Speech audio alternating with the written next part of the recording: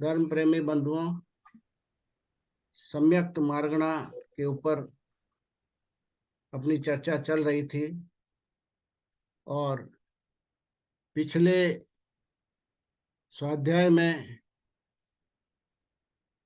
हमने सम्यक्त के बारे में जाना था कि सम्यक्त क्या होता है और इसकी क्या महत्व है सम्यक्त का, क्योंकि बिना सम्यक्त के मोक्ष मार्ग प्रारंभ होता नहीं है।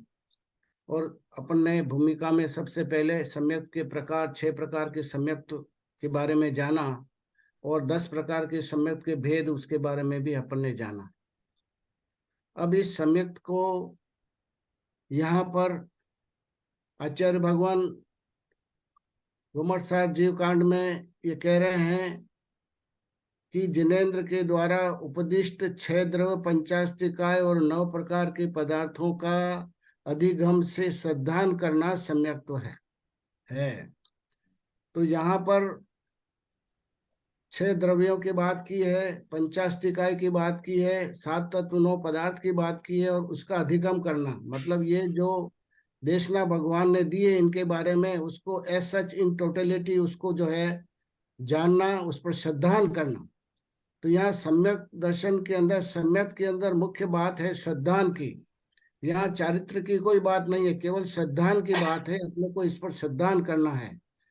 इसमें किसी प्रकार के चारित्र की, त्याग की, संयम की, व्रतों की कोई बात नहीं है, केवल श्रद्धान मात्र करना है आपको।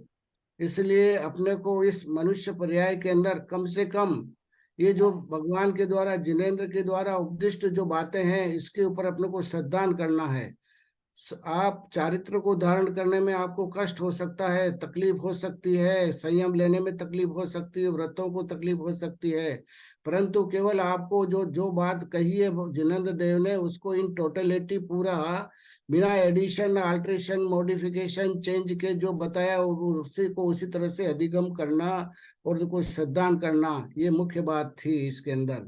तो यहाँ पर मुख्य बात अपने को इसीलिए है कि इस मनुष्य पर्याय को अपने बड़ी मुश्किल से प्राप्त किया है, तो अपने को इस मनुष्य पर्याय के अंदर अगर इस देह को छोड़नी है तो सम्यक के साथ ही अपने को छोड़नी है।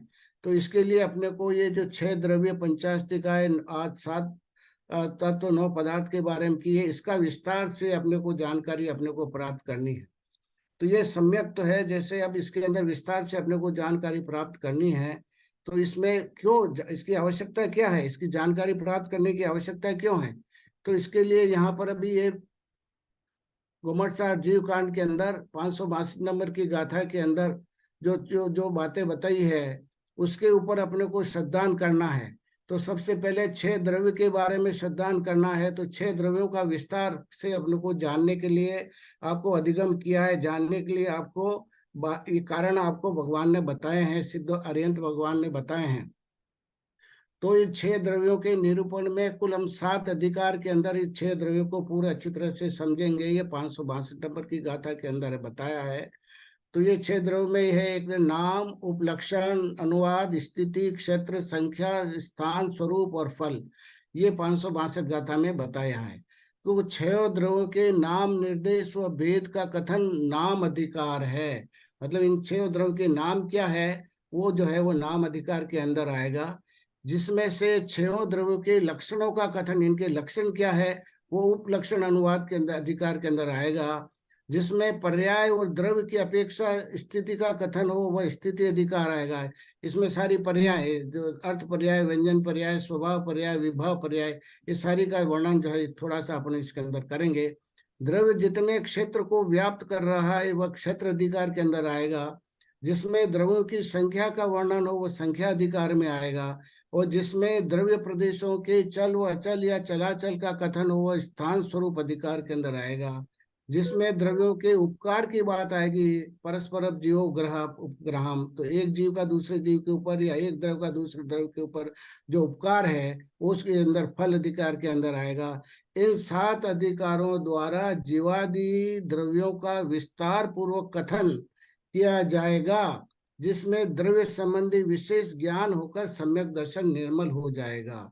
तो यहाँ पर बताया गया है कि इन 6 द्रव्यों का ज्ञान अपन को बिल्कुल विस्तार से अपन करेंगे तो आपका सम्यक दर्शन जो है वो निर्मल या सही सम्यक दर्शन की प्राप्ति आपको इसके अंदर होगी। इस तरह से इसके अंदर इस गाथा के अंदर निरूपण किया गया है। अब ये बात यह है कि इन सब 6 द्रव्यों की और इन सब की आवश्यकता क्या है, क्यों इनको जानना जरूरी क्या है इसको। तो यहाँ पर ये मुख्य बात यह है कि 6 द्रव्यों में जानने का प्रयोजन अपने को क्या है। तो प्रयोजन में यही बात है कि जब तक अपन किसी द्रव्य के बारे में या द्रव्य गुण पर्याय के बारे में उसके जानेंगे नहीं, 7 तत्व 9 पदार्थ के बारे में जानेंगे नहीं, पंचास्तिकाय के बारे में जानेंगे नहीं, तो अपने को क्या है और क्या उपादेय है इसका बोध अपने को नहीं होगा। तो यहाँ पर बताया गया है कि स्वजीव द्रव्य को जानने के लिए वह पर अजीव द्रव्य का ज्ञान होना आवश्यक है। तो स्व और पर का ज्ञान होना बहुत आवश्यक है, क्योंकि मोक्ष मार्ग के अंदर भेद विज्ञान होना बहुत जरूरी है। सम्यक दर्शन के अंदर भेद विज्ञान होना बहुत जरूरी है। जब तक आपको स्व पर का ज्ञान नहीं है, क्या है और क्या उपादेय है इसका ज्ञान नहीं होगा, तो मोक्ष मार्ग का प्रारंभ होगा नहीं। क्योंकि जब तक स्व पर का ज्ञान नहीं होगा तब तक स्व को ग्रहण करना और पर का त्याग नहीं बन सकता है। इसलिए 6 डाला में दौलत राम जी कह रहे हैं कि बिन जाने ते दोष गुणन को कैसे तजिए गई है। इसलिए सबके अपने को दोष और गुण को नहीं जानेंगे तो जो गुण है उसको है वो गुण है जो उपादेय है, और जो चीज छोड़नी है त्याग करनी है तो उसके बारे में जब तक उसके गुण और दोषों को नहीं जानेंगे तब तक आपके अंदर हे और उपादेय की भावना उत्पन्न नहीं होगी। इसलिए पहले विस्तार से इन सबको जानना है, फिर उसके बाद में अपनी आत्मा के कल्याण के लिए और परमार्थ के लिए क्या है और क्या उपादेय इसका निर्णय आपको करना है। तो इसलिए इसको विस्तार से जानने के लिए आचार्य श्री ने इसके अंदर बताया गया है। तो जीव अनादि से स्व पर ज्ञान के भेद से रहित होकर स्व द्रव्य को पर द्रव्य और पर द्रव्य को स्व द्रव्य मान बैठा है। यही भूल अपन आज अनादिकाल से कर रहे हैं कि स्व को पर मान रहे और पर को स्व मान रहे हैं। तो इस मिथ्या दर्शन के कारण, इस मिथ्या मत धारणा के कारण, मिथ्या धारणा के कारण हमारा ज्ञान भी जो है वो मिथ्या हो गया और हमारा चारित्र भी मिथ्या हो गया, और इसी कारण से हम अनादिकाल से चतुर्गति भ्रमण कर रहे हैं। अतः स्वद्रव्य को अन्य द्रव्य से अलग करना यही मोक्ष मार्ग का प्रधान एवं प्रथम कारण है। तो बात यही है मुख्य रूप से। इसलिए जीव जुदा पुद्गल जुदा, यही तत्व का सार, चाहे समझो क्षणिक में चाहे भव अनंत। तो ये जीव जुदा पुद्गल जुदा यही है मुख्य सार, यही है, बाकी सारा सारा इसका विस्तार है। तो इसलिए जीव जुदा पुद्गल जुदा इस चीज को आपको मतलब भेद विज्ञान जब आपको हो गया है तो आपका मोक्ष मार्ग प्रारंभ हो गया है। इस तरह की धारणा अपने को बनाने के लिए इन सभी द्रव्यों को और इन सबको जानना अति आवश्यक है।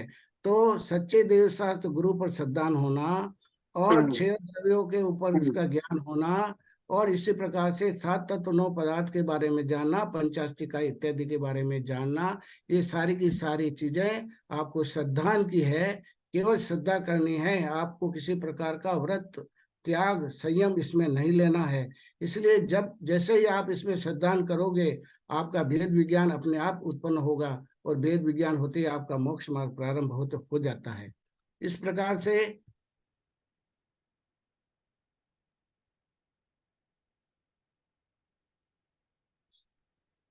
सम्यक का और भेद विज्ञान की बात है कि तो सम्यक तो भेद विज्ञान के अंदर यह है कि स्व परांतरम मतलब स्व और पर में अंतर को समझना और स्व में लीन होना और पर से विलीन होना, यही मुख्य बात है भेद विज्ञान की।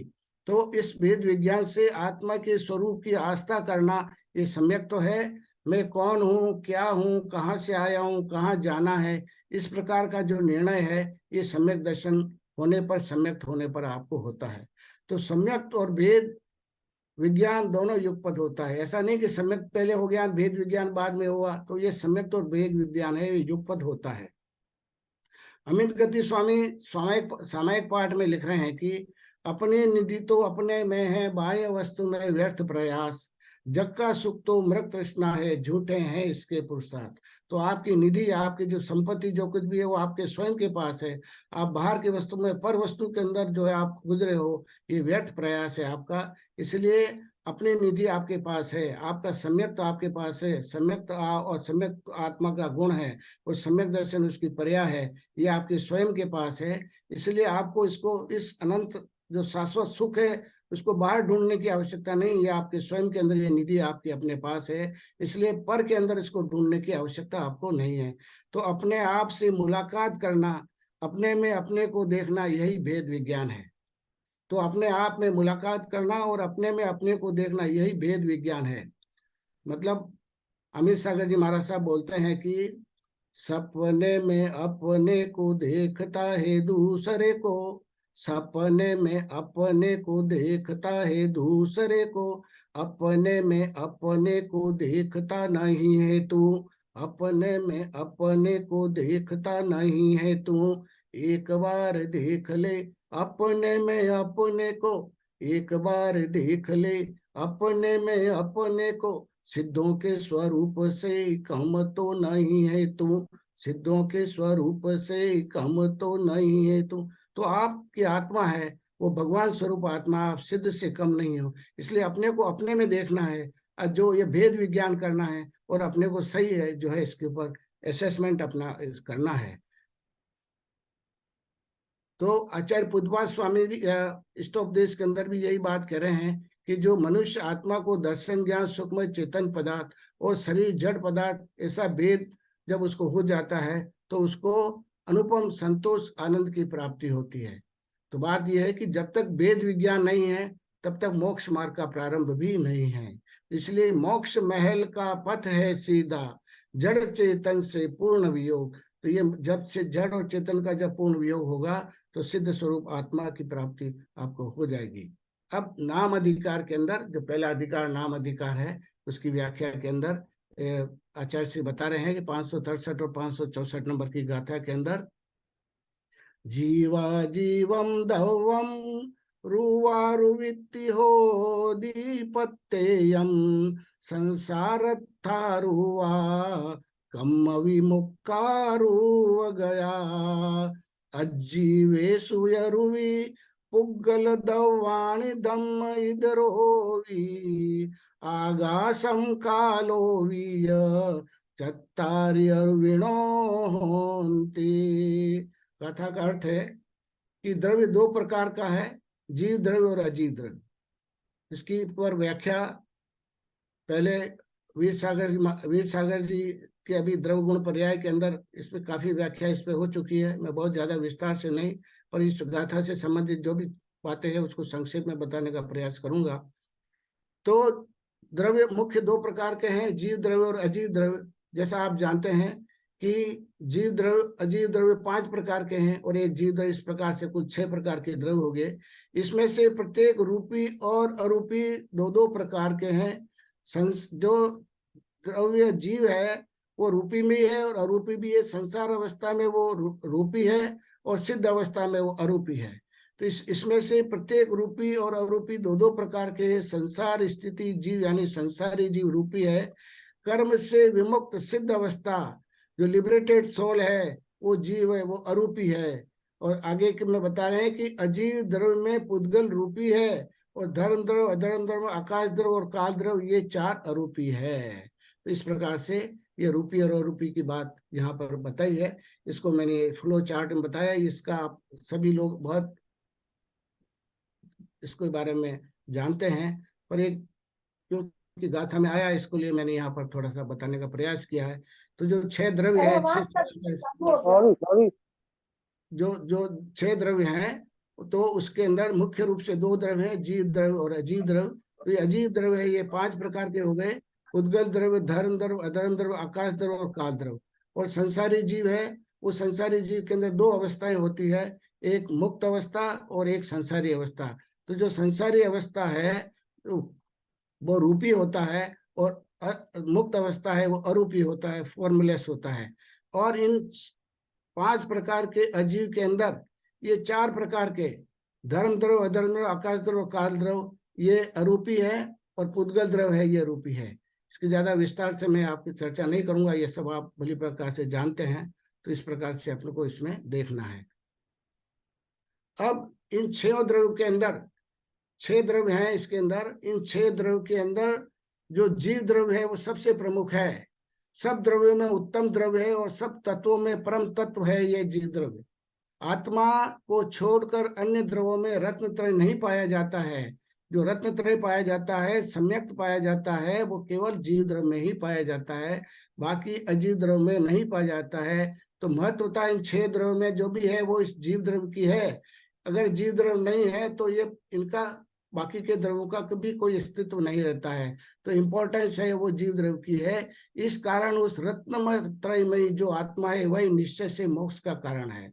अब द्रव्य की स्वतंत्रता के बारे में थोड़ी सी बात बता करके आप आगे चलेंगे कि सभी द्रव्य एक दूसरे को आघान देते हुए भी अनादि से मिलकर साथ में रहते हुए भी उनके स्वभाव गुण धर्म में अखंडता रहती है। जीव अजीव नहीं होता और अजीव जीव में परिणमन नहीं करता है।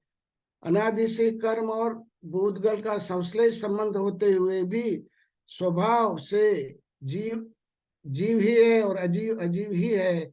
इसी सिद्धांत से संसारी प्राणी कर्मों से मुक्त होकर निर्वाण को प्राप्त करता है।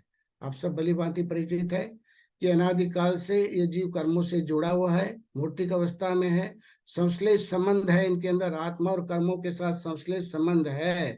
तो इस संश्लेष संबंध में होते हुए अनादिकाल से ये 2 द्रव्य अलग अलग हैं, एक जीव द्रव्य है और एक अजीव द्रव्य है। अलग अलग होते हुए भी एक भी परमाणु अजीव का जीव में नहीं परिणमन किया और एक भी प्रदेश जीव का अजीव में नहीं परिणमन हुआ।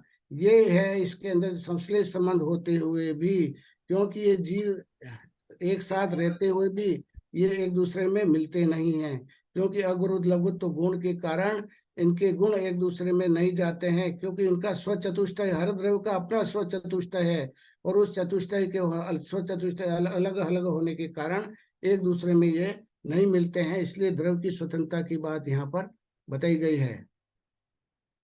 अब ये अगुरु लघु गुण की बात मैंने जैसे आपको बताई कि ये अगुरु गुण होने के कारण एक द्रव्य दूसरे द्रव्य में न तो मिलता है न इसका उसके गुण बिखरते हैं। तो जो सामान्य गुण है द्रव्य के, जो सामान्य गुण है, जिस सामान्य गुण की वजह से वो द्रव्य हमेशा द्रव्यत्व उसका बना रहता है। तो सामान्य गुण के अंदर जो अगुरु लघु गुण है एक वो सामान्य गुण है। तो 6 गुण सामान्य में के अंदर एक अगुरु लघु गुण है, वो सामान्य गुण है उसका। तो अस्तित्व, वस्तुत्व, द्रव्यत्व, प्रमेयत्व, अगुरु लघुत्व, प्रदेशत्व, ये 6 सामान्य गुण हैं। इन 6 सामान्य गुण के होने के कारण इसके अंदर जो अगुरु लघु गुण है वो अगुरु लघु गुण उसके द्रव्य की द्रव्यता को बिखरने नहीं देता है, उनके गुणों को बिखरने नहीं देता है। ये उस गुरु लघु गुण की विशेषता है, ये वो उसकी शक्ति है। वो उस द्रव्य के अंदर वो पारिणामिक भाव है, वो पारिणामिक शक्ति है। उस शक्ति के कारण द्रव्य की द्रव्यता हमेशा बनी रहती है। तो अगुरु लघु गुण आपने स्वाध्याय में पढ़ा होगा कि 3 जगह पर अगुरु लघु गुण को आपने को देखने को मिलते हैं, पढ़ने को मिलते हैं। तो और वो अगुरु कौन से हैं? एक तो सामान्य गुण है द्रव का, वो अगुरु लघु गुण के अंदर आता है। 6 सामान्य गुण के अंदर एक सामान्य गुण है, ये पारिणामिक भाव है उसके। दूसरा अगुरु लघु आता है आपकी चर्चा के अंदर, नामकरण की प्रगति है अगुरु लघु गुण पर। यहाँ दोनों के मतलब अलग अलग हैं, यह केवल शब्द समान है परंतु इनके अर्थ यहाँ पर समान नहीं है। तो जो नाम कर्म के जो अगुरु लघु गुण की बात हो रही है, इसमें यहाँ पर अगुरु लघु गुण नाम कर्म का जो विभाव जो है वो यहाँ पर हल्का और भारी से मतलब है। अगुरु लघु का मतलब यहाँ नाम कर्म की प्रगति है, जो विभाव प्रगति और हल्का भारीपन से यहाँ पर अगुरु लघु का मतलब है। और यहाँ पर जो अगुरु लघु का मतलब है, ये उस द्रव्य का पारिणामिक भाव है, उस द्रव्य की शक्ति है, पारिणामिक भाव है उसके अंदर। तो ये यहाँ पर इस तरह से अपने को समझना चाहिए। और एक है होता है जो मुक्त जीव होता है, सिद्ध भगवान होते हैं, उनके अंदर अगुरु लघु गुण आता है। वो गोत्र कर्म के क्षय होने से वो प्रकट होता है। तो यहाँ पर ये तीनों विवेकता को अपने को अगुरु लघु गुण की देखने की आवश्यकता है कि जो सिद्धों के अंदर जो अगुरु लघु गुण प्रकट हुआ, जो 8 कर्मों के नाश होने से 8 विशेष गुण जो सिद्धों के प्रकट होते हैं, उसमें जो अगुरु लघु गुण प्रकट हुआ है वो गोत्र कर्म के क्षय होने से प्रकट हुआ है। तो यहाँ पर ये अगुरु लघु गुण की 3 तरह से व्याख्या अपने को समझनी चाहिए जो अपने स्वाध्याय में अपन करते हैं। अब है दूसरा जो अपन ले रहे हैं उपलक्षण अनुवाद के अंदर, जिसमें मैं गाथा को थोड़ा समय बचाने के लिए पढ़ नहीं रहा हूं अभी। है जीव का लक्षण उपयोग है, उपयोगो लक्षणम। पुद्गल का लक्षण वर्ण चतुष्टक है। पुद्गल के अंदर जो है स्पर्श रस गंध और वर्ण, ये वर्ण चतुष्क है, ये पुद्गल के अंदर है। और जीव के अंदर उपयोग है, कौन सा? दर्शन उपयोग और ज्ञान उपयोग। दर्शनोपयोग और ज्ञानोपयोग, तो उपयोगो लक्षणम। और धर्मादि चार द्रव्यों का लक्षण गति हेतुत्व, स्थिति हेतुत्व, अवगाहनत हेतु और वर्तना हेतुत्व है। मैं आगे और इसको चार्ट से, फ्लो चार्ट में और बता दूंगा, समझ में आ जाएगा। और वैसे आप सब इसके भली प्रकार परिचित भी हैं। गति क्रिया, स्थिति क्रिया, अवगाहन क्रिया से तीनों क्रिया जीव पुद्गल में ही होती है। धर्मादि में ये क्रियाएं नहीं होती, किंतु ये साधक होते हैं। पथिक को मार्ग, तिष्ठने वाले, ठहरने वाले को आसन और निवास करने वाले को मकान, जिस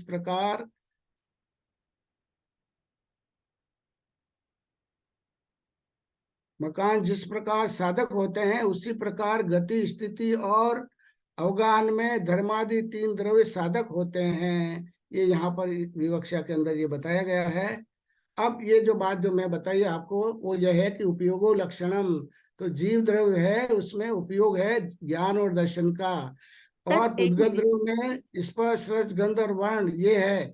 और सर धर्म एक द्रव्य में मिनट, गति हेतु तो गोडावत है। सर, हाँ एक मिनट। 40 मिनट के बाद ये मीटिंग बंद हो जाएगी, तो मैं वापस नई लिंक भेज दूंगी ग्रुप में, और मेल में भी हाँ, डाल दूंगी। जो जो लोग मेल से भी आए हैं, तो मैं दोनों जगह डाल दूंगी, तो उसमें ज्वाइन करना वापस। सॉरी, आज ठीक आप बात है। सबको तकलीफ हुई है। तो स्पर्श रस गंध वर्ण है, ये पुद्गल के अंदर है। और धर्म द्रव्य में गति हेतुत्व है, अधर्म द्रव्य में स्थित्व हेतुत्व है, आकाश द्रव्य में अवगाहन हेतुत्व है, और काल द्रव्य में वर्तना हेतुत्व है। ये जो बोर्ड में बताए हैं, ये इसके विशेष गुण हैं। इन विशेष गुणों की वजह से एक द्रव्य दूसरे द्रव्य से भिन्न है। परंतु जो 6 सामान्य गुण बताए हैं, उसके हिसाब से ये सारे 6 द्रव्य हैं, द्रव्य के अंदर आते हैं, सबस्टेंस है, सामान्य गुण की वजह से। इसीलिए इनकी सामान्य गुण में समानता होने से ये 6 द्रव्य की परिभाषा में आते हैं। और ये 6 है, ये इसलिए महासत्ता बनते हैं, महासत्ता। इसलिए इन 6 द्रव्यों को महासत्ता कहा है, क्योंकि इनमें सामान्य गुण इसमें पाए जाते हैं, इसलिए इनको महासत्ता कहा गया है। यहाँ पर विश्लेषण बहुत ज्यादा और अपन में ज्यादा मैं नहीं करना चाहूंगा, क्योंकि अपने को कवर बहुत और करना है।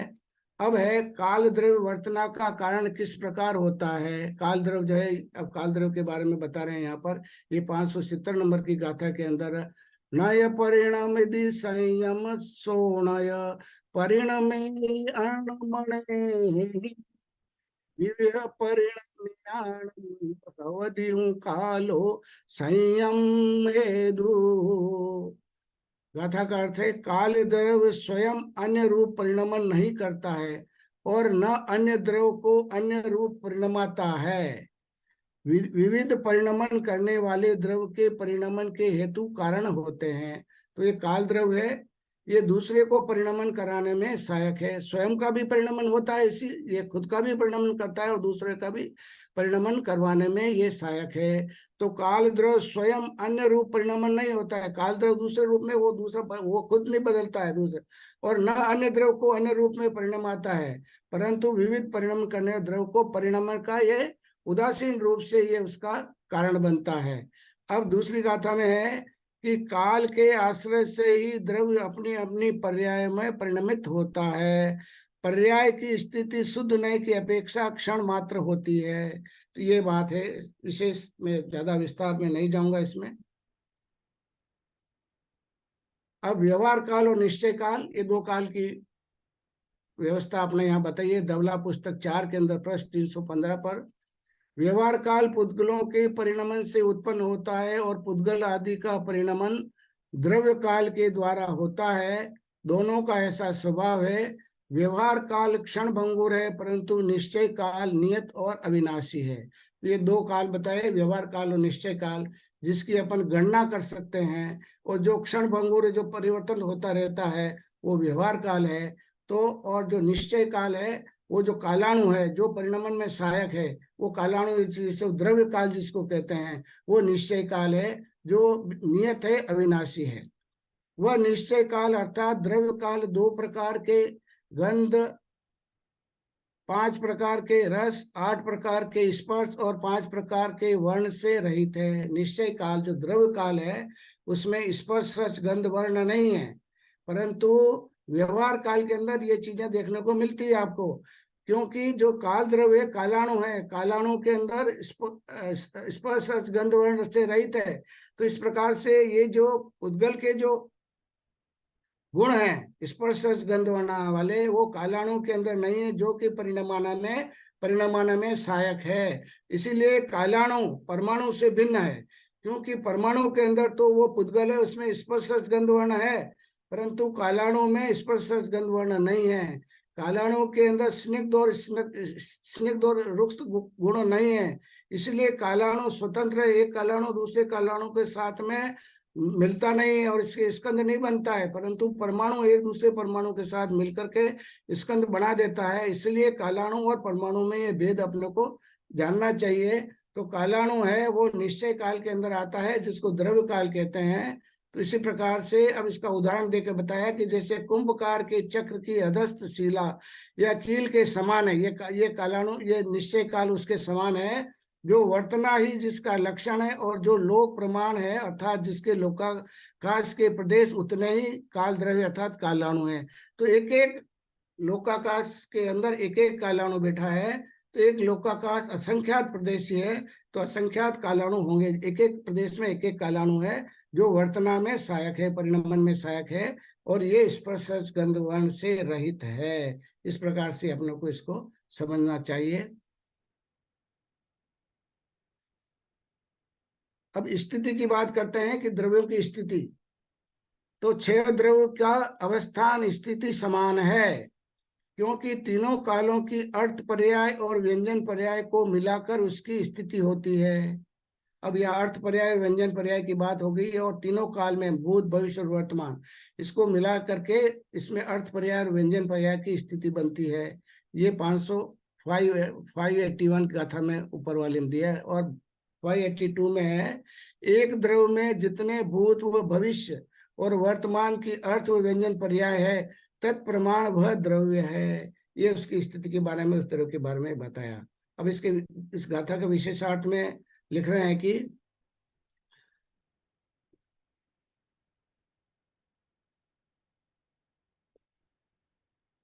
छवों द्रव्य का स्थिति समान है, क्योंकि छवों द्रव्य अनादि से अनंत है, इसलिए इसकी स्थिति समान है। छवों द्रव्य अनादि से अनंत है, कोई नया क्रिएट नहीं हुआ, कोई डिस्ट्रॉय नहीं हुआ, केवल उनकी पर्याय बदल रही है।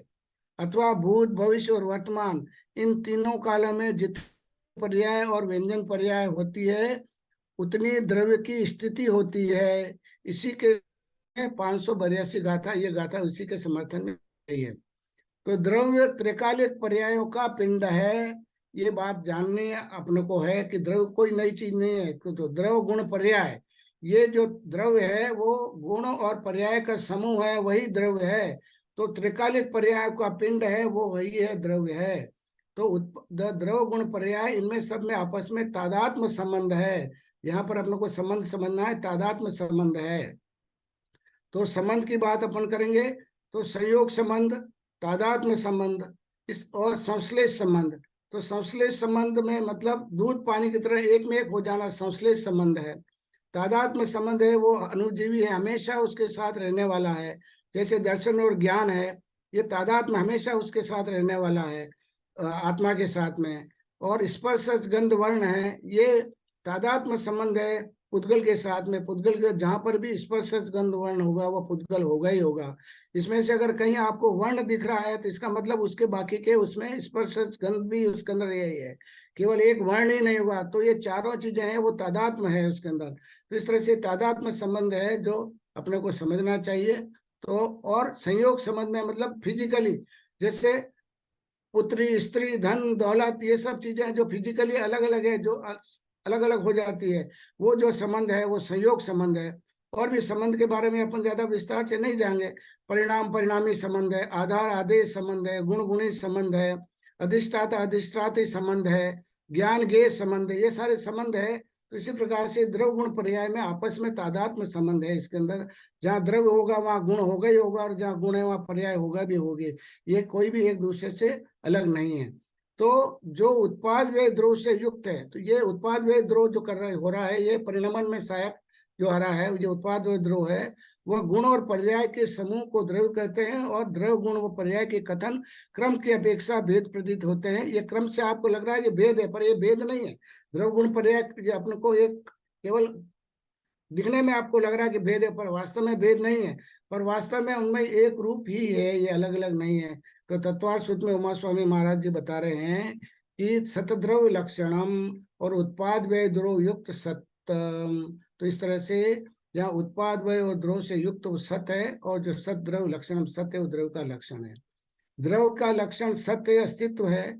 जो उत्पाद व्यय द्रव सहित होता है वह सत्य है, जिसका कभी नाश न हो। ऐसी त्रिकालवर्ती वस्तु द्रव कहलाती है। यह त्रिकाली पर्याय का पिंड है, और जो जो वर्त चुकी है, वर्त रही है और वर्तने वाली है, ऐसी विचित्र पर्यायों की परंपरा से तीनों काल को स्पर्श करने होने से द्रव्य है। अब पर्याय की अपन बात कर रहे हैं, तो यहाँ पर आलाप पद्धति को अपन थोड़ा सा रेफरेंस में लेंगे। और आलाप पद्धति में पर्याय अधिकार के अंदर पर्याय जो है वो पर्याय क्या है, तो गुणों के विकार को पर्याय कहते हैं। गुण विकारा पर्यायस्ते द्वेधा अर्थ व्यंजन पर्याय भेदात। तो गुणों के जो विकार हैं उसको पर्याय कहते हैं। और ये विकार दो प्रकार के होते हैं, एक अर्थ पर्याय और दूसरा व्यंजन पर्याय।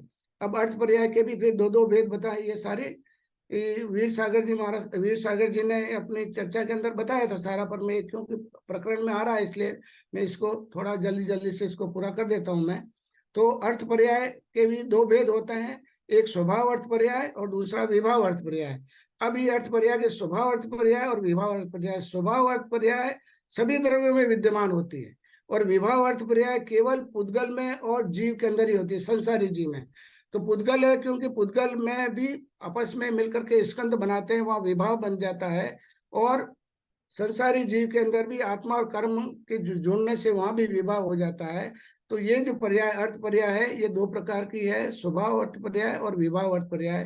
तो स्वभाव अर्थ पर्याय सभी द्रव्यों में होती है, किंतु विभाव अर्थ पर्याय जीव और पुद्गल इन दो द्रव्यों में ही होती है, क्योंकि ये दो द्रव्य ही बंध अवस्था को प्राप्त होते हैं। ये आलाप पद्धति के अंदर भगवान बता रहे हैं। और अब ये जो अर्थ पर्याय है, अर्थ पर्याय का मतलब होता है सूक्ष्म पर्याय, जो क्षण क्षण भर में नाश होने वाली तथा वचन के अगोचर है। ये अर्थ पर्याय है, एक समय की पर्याय है, जो हमारे ज्ञान गम्य नहीं है, वो केवली के ज्ञान गम्य है। और ये वचन करने योग्य अपना इसको अपनी भाषा से इसको अपन एक्सप्लेन नहीं कर सकते हैं। ये अर्थ पर्याय है। व्यंजन पर्याय दूसरी है, ये चिरकाल तक रहती है, लंबे समय तक रहती है। ये वचन गोचर है और ये छदमस्त के ज्ञान गम्य होती है। वचन व्यंजन पर्याय छदमस्त को इसको अनुभव ये चिरकाल तक रहती है, और इसको अपन देख सकते हैं, समझ सकते हैं इसके बारे में। पर अर्थ करे पर्याय इतनी सूक्ष्म एक समय की पर्याय हमारे ज्ञान गम्य नहीं है। अब व्यंजन पर्याय के भी दो भेद बताए आलाप पद्धति में देवचंद स्वामी ने, एक स्वभाव व्यंजन पर्याय और दूसरी विभाव व्यंजन पर्याय। तो जीव की जो विभाव पर्याय है, विभाव द्रव व्यंजन पर्याय, तो ये जो चारों गति के जीव और जो 84 लाख योनिया है, ये विभाव द्रव व्यंजन पर्याय है। क्योंकि ये जो संसारी जीव है, पहली बात ये स्वभाव है, और दूसरा द्रव्य है, और फिर व्यंजन पर्याय क्योंकि लंबे समय तक अपन इसको डिटेक्ट कर सकते हैं, जान सकते हैं, समझ सकते हैं। तो ये चारों पर्याय, नर नरकादि पर्याय और 84 लाख योनिया जो है, ये सब विभाव द्रव व्यंजन पर्याय है। इसी प्रकार से जीव की विभाव गुण व्यंजन पर्याय, विभाव गुण व्यंजन पर्याय मतलब मति ज्ञान आदि है, ये विभाव ज्ञान है, और केवल ज्ञान है वो स्वभाव ज्ञान है। तो ये जो मति ज्ञान आदि जो जीव के विभाव है, और मति ज्ञान क्या है, ये गुण है। तो मति ज्ञान आदि है, ये जीव के विभाव गुण व्यंजन पर्याय है।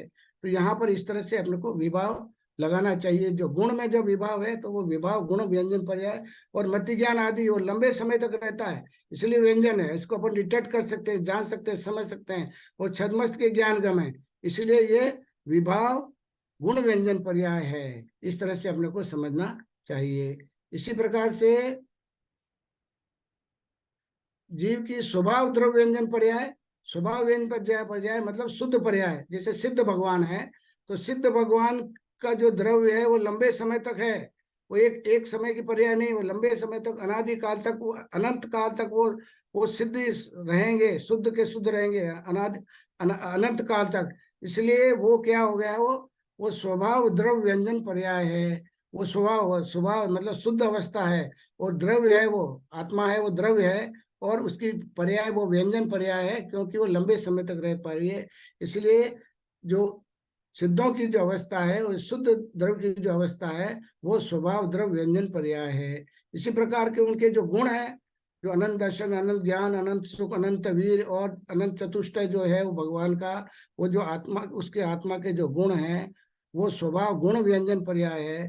क्योंकि वो गुण है, सिद्धों के जो गुण प्रकट हो गए वो अनंत काल तक रहेंगे। वो सादी अनंत है, सादी अनंत मतलब वो एक बार प्रकट हो गए हैं और फिर वो अनंत काल तक रहेंगे, अनिधन है, उनका खत्म होने वाली नहीं है। इसलिए वो स्वभाव गुण व्यंजन पर्याय है। इस तरह से अपने को ये पर्याय के बारे में थोड़ा सा अपने को ज्ञान होना आवश्यक है। अब यह नेमिचंद सिद्धांत चक्रवर्ती देव संग्रह में उद्गल पर्याय की विवक्षा करने हेतु प्रतिपादित करने के लिए ये गाथा दी है उन्होंने, 16वीं गाथा नेमिचंद सिद्ध संग्रह के अंदर।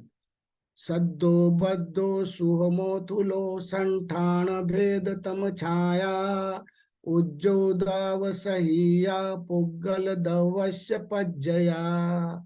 ये पुद्गल द्रव की 9 अवस्थाएं बताई, 9 पर्याय, पुद्गल है उसकी 9 पर्याय हैं।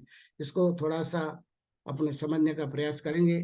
तो शब्द, बंध, सूक्ष्म, संस्थान, भेद, तम, छाया, उद्योत और आतप, ये सब पुद्गल द्रव की पर्याय है। These are the different forms of the matter.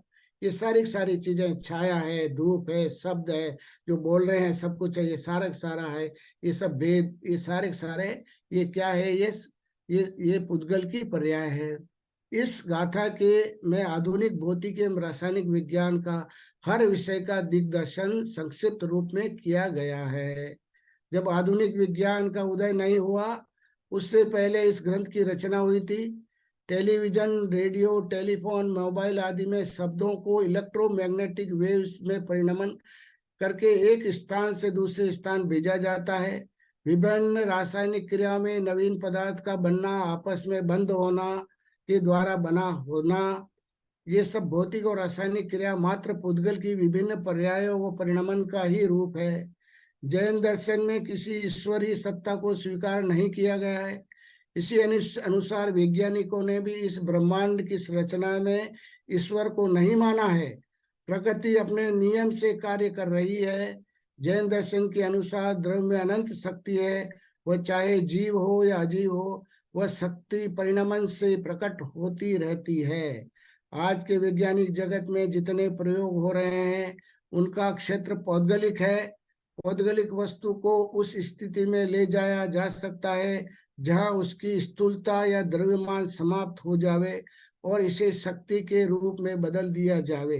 जैसे दर्शन में, जैन दर्शन में द्रव्यार्थिक और पर्यार्थिक इन दोनों नयों से विश्व की व्याख्या की गई है तथा द्रव्यों में होने वाले परिवर्तन को स्पष्ट किया है। तो इस प्रकार से अपने को ये बात समझनी चाहिए। यहाँ पर मैंने इस स्लाइड के अंदर कुछ अभाव के बारे में बताया है, कुछ पर्याय के अभाव के बारे में बताया है। इसको थोड़ा सा 1-2 मिनट में मैं समझाने की बात करूंगा आपसे कि अत्यंताभाव, 4 प्रकार के अभाव आगे में वर्णित है। तो 4 प्रकार के अभाव के अंदर एक है अत्यंताभाव, सबसे चौथा वाला है अत्यंताभाव। अत्यंताभाव ये कि एक द्रव का दूसरे में अभाव होना। तो 6 द्रव्य है, ये 6 द्रव्य में एक द्रव में दूसरे द्रव का अभाव है, क्योंकि इसको कहते हैं अत्यंताभाव। और इसके क्योंकि इनकी जाति भी भिन्न है, जैसे जीव और अजीव, इनमें आपस में अत्यंता भाव है। एक तो इसको अभाव कहा, इस पर्याय को कहा एक पर्याय दूसरे, परंतु इस पर्याय का अभाव है, एक पर्याय के अंदर दूसरे पर्याय का अभाव है। तो अत्यंता भाव मतलब ये द्रव्यार्थिक नई की विशेष है कि एक द्रव में दूसरे द्रव का अभाव है, ये अत्यंता भाव है। अन्योन्य भाव का मतलब होता है एक द्रव की पर्याय का दूसरी पर्याय में अभाव होना, ये अन्योन्य भाव है। अभाव, एक पर्याय का दूसरे पर्याय में अभाव होना अन्योन्य भाव है। जैसे घट का पट में अभाव है और पट का घट में अभाव है, मतलब ये समान जाति है। दोनों पुद्गल है, घट और पट दोनों पुद्गल है, परंतु एक दूसरे में अभाव है, इनके अंदर अभाव है एक दूसरे का। तो इसलिए यहाँ पर यह है कि सेम समान जाति के होते हुए भी इनमें एक का दूसरे में अभाव है। यहाँ पर भिन्न जाति का है, भिन्न जाति के होने से एक दूसरे में अभाव है, ये अत्यंता भाव के अंदर है। फिर प्रध्वंसा भाव में है कि एक पर्याय का दूसरे पर्याय में अभाव है। जैसे इसका बताया है कि जैसे दही के अंदर है, तो दही के अंदर दूध का अभाव है और घी का अभाव है, तो मतलब एक पर्याय में दूसरे पर्याय का अभाव होना प्रध्वंसा भाव। मतलब ये पहले प्राग्ञ भाव समझेंगे अपन कि द्रव की वर्तमान पर्याय का पूर्व पर्याय में जो अभाव है उसे प्राग्ञ भाव कहते हैं। जैसे दही के अंदर दूध का अभाव है, मतलब पूर्व पर्याय का वर्तमान पर्याय में अभाव है, तो इसको कहते हैं प्राग्ञ भाव। तो मतलब इसको इस तरह से समझना है कि कार्य में कारण का अभाव होना। तो जब कार्य हो गया, दही बन गया है, तो उस दही के अंदर दूध का अभाव है, इसको कहते हैं प्राग्ञ भाव। तो दूध में दही का अभाव होना, द्रव्य वही है पर पर्याय में भेद है, इसलिए इसको अपने को इस अभाव को कहा प्राग्ञ भाव। पर यहाँ पर और प्रध्वंसा भाव में है कि वो पर्याय नष्ट हो गई है, दही के अंदर दूध की पर्याय नष्ट हो गई है, इसलिए वो पर्याय का अभाव हो गया है, वो प्रध्वंसा भाव है। तो ये अभाव, पर्याय के अंदर जो अभाव है उसको यहाँ पर 4 प्रकार से बताया है। ये अभाव के बारे में, पर्याय के बारे में बताया, पर्याय का अभाव। पर इसको अलग अलग दृष्टि से इसको समझना होगा अपन। अगर पर्याय का अभाव मान लेंगे तो जो सामान्य गुण की अपेक्षा जो क्षय द्रव्य की महासत्ता अपन ने मानी है तो उसका अभाव हो जाएगा। तो इसलिए सामान्य गुण की अपेक्षा वो सेम है, एक है, परंतु विशेष गुणों की अपेक्षा उसमें भिन्न है। तो यहाँ अपेक्षा लगा करके अपने को समझना है कि केवल अपन को सिर्फ ये नहीं कहना है कि मतलब एक द्रव का दूसरे द्रव में अभाव है, किसी अपेक्षा से उसमें समानता भी है और किसी अपेक्षा से उसमें भिन्नता भी है। तो इसको इस तरह से समझना चाहिए। अब एक वर्तमान पर्याय के अंदर भूत पर्याय का अभाव, यहाँ पर प्राग्ञ भाव में वर्तमान पर्याय में भूत पर्याय का अभाव ये मान है। परंतु अगर अपन निगम नय से समझे इसको, तो निगम नय के भूत निगम नय से समझेंगे तो वर्तमान पर्याय के अंदर भूत पर्याय भी उसमें विद्यमान है। इसी तरह से आगे भविष्य की पर्याय भी उसके अंदर विद्यमान है। इसको तो इस तरह से अपने को नए निगम नए और नए व्यवस्था लगा करके इन अभाव को अपने को समझना चाहिए। जैसे शेर की पर्याय को देख करके आकाशगामी 2 मुनिराज थे, उन्होंने भावी निगम नय से ये जान लिया कि भगवान महावीर की पर्याय है। तो उन्होंने और उसको देख करके उन्होंने उसको वहां पर उसको संबोधन दिया उसको, शेर को, और जो है वो उसको सम्यक की प्राप्ति हो गई उसको। तो भावी निगम नय, अगर भावी निगम नय को अपन को भूत निगम नय, वर्तमान निगम नय और भावी निगम नय, इसको भी अपन गौण नहीं कर सकते हैं। तो जो पर्याय अभी चल रही है आपकी वो वर्तमान पर्याय है, केवल वर्तमान पर्याय का ही सद्भाव रखोगे तो वो ये यहाँ पर जो है वो एकांत विषय हो जाएगा। इसलिए आपको किसी भी पदार्थ के भूत पर्याय और भविष्य पर्याय और वर्तमान पर्याय, तीनों पर्याय का सद्भाव नए न्याय निक्षेप से अपने को समझना चाहिए। तो जैसे उन मुनिराजों ने उसको शेर को देख करके भावी निगम नय से जान लिया कि भगवान महावीर की पर्याय है और उसको संबोधन दिया। तो धर्म सभा के अंदर एक पहली सभा ऐसी थी जिसमें श्रोता एक है और वक्ता 2 थे, 2 मुनिराज, 2 वक्ता थे और श्रोता एक जीव, शेर का जीव था, वो एक वक्ता। तो ये धर्म सभा ऐसी पहली सभा थी, तो उसमें उन्होंने भावी निगम नय से जाना है। इसी प्रकार से नए को अपने को समझना, नए निगम समझ करके अभाव नहीं करना चाहिए। जहाँ अभाव है तो उसको आपको भूत निगम नय, भविष्य निगम नय और वर्तमान निगम नय से अपने को उसको घटित करके समझना चाहिए। अब ये आ रहा है अब आपके अभाव के बाद में क्षेत्र के बारे में, कि आकाश के अतिरिक्त सब द्रव्य लोकाकाश में है, लोकाकाश के बाहर नहीं है।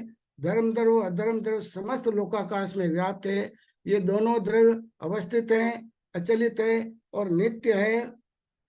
आत्म प्रदेश में संकोचन विस्तार के कारण एक जीव लोक के असंख्यात विभाग के आदि के केवली समुद्गात की अपेक्षा सर्वलोक में व्याप्त है। उद्गत द्रव्य आकाश के एक प्रदेश से लेकर समस्त लोक में विद्यमान है। लोकाकाश के एक एक प्रदेश पर एक एक कालाणु स्थित है। संख्या असंख्यात अनंत पुद्गलों वाले स्कंद है, किंतु पुद्गल परमाणु के एक प्रदेश में ही व्याप्त कर रहा है। लोकाकाश में समस्त प्रदेश पर 6 द्रव्य स्थित है।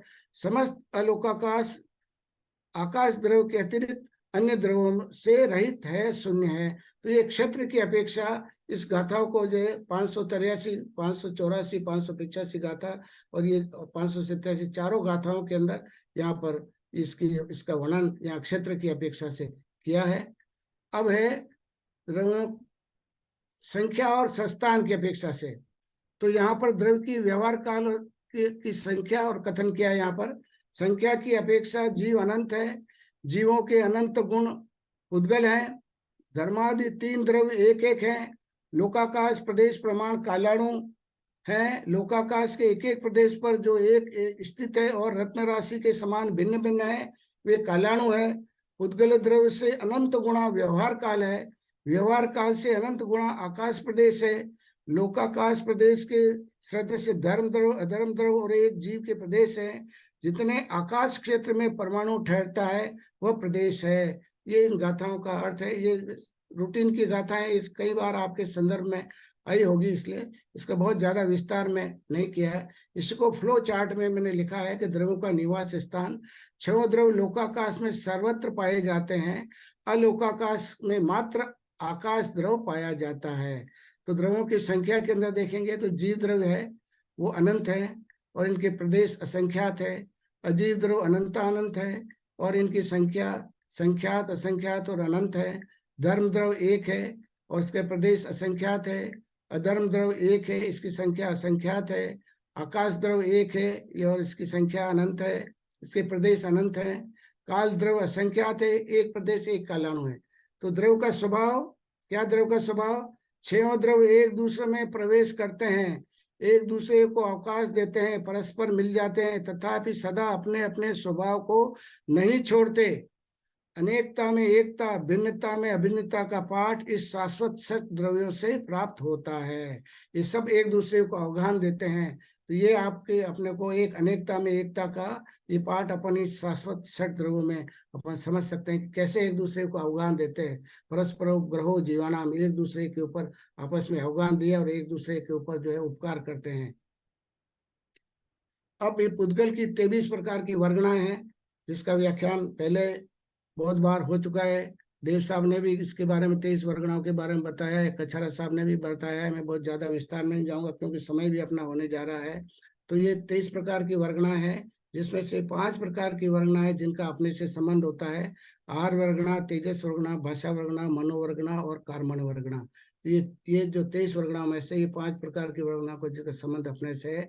और ये 23 प्रकार की वर्गणाओं की लिस्ट यहाँ पर 594 और 555 नंबर की गाथा से किया गया है। अब ये 23 प्रकार की वर्गणा है, इसका वर्णन यहाँ पर किया गया है। और इसमें से जो पांच शरीर को ग्रहण करने योग्य वर्गणा है वो ग्रहण ग्राह्य वर्गणा उसको कहते हैं। और ये जो है 6 पर्याप्ति जो प्राप्त होती है वो 6 प्राप्तियों की वर्गणा यहाँ पर 23 प्रकार की वर्गणाओं में आर वर्गणा, तेजस वर्गणा, भाषा वर्गणा, मनोवर्गणा और कार्मण वर्गणा ये ग्राह्य वर्गणा है। और ये 6 पर्याप्ति जो प्राप्त होती है वो इन वर्गणाओं से प्राप्त होती है अपने को। और इस 5 प्रकार के शरीर बताए, औदारिक, व्यक्रिक, तेजस और कार्मण शरीर, जो उमा स्वामी ने तत्वासूत में भी कहा है। इसका और मैं ज्यादा से विस्तार में नहीं जा रहा हूँ, इसके बारे में समय होने जा रहा है।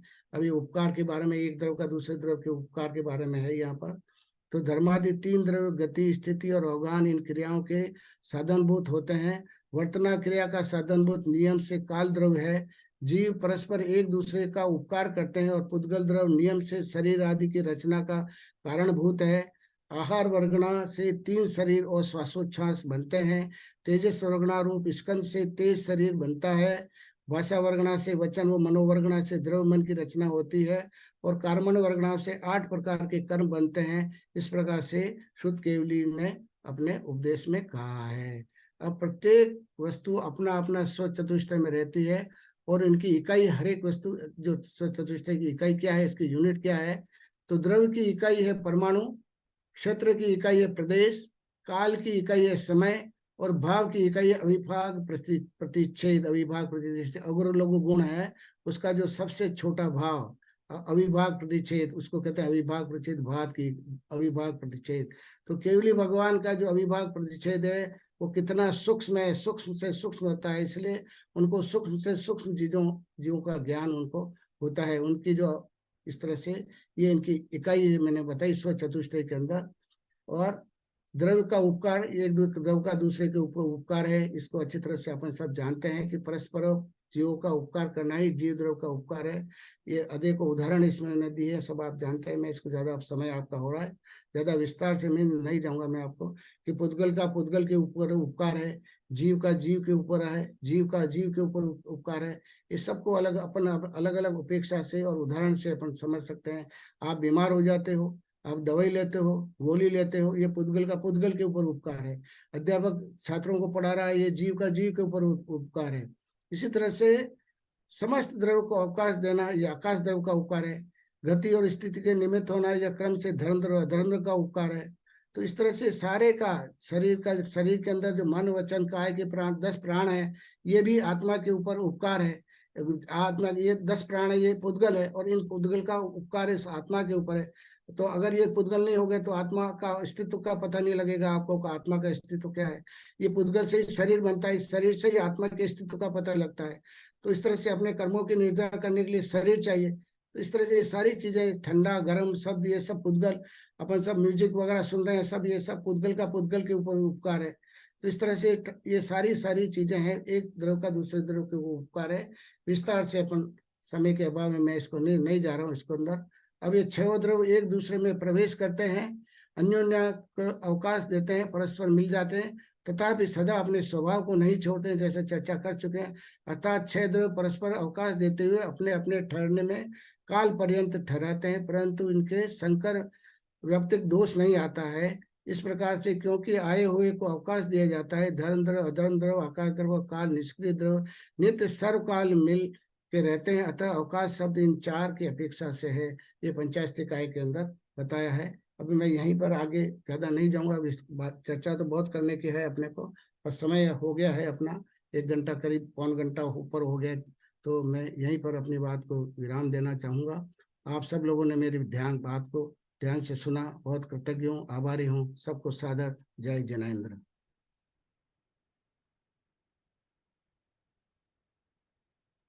बहुत बहुत धन्यवाद सर। आज जो केवाय और किसी के प्रश्न है तो पूछ सकते हैं।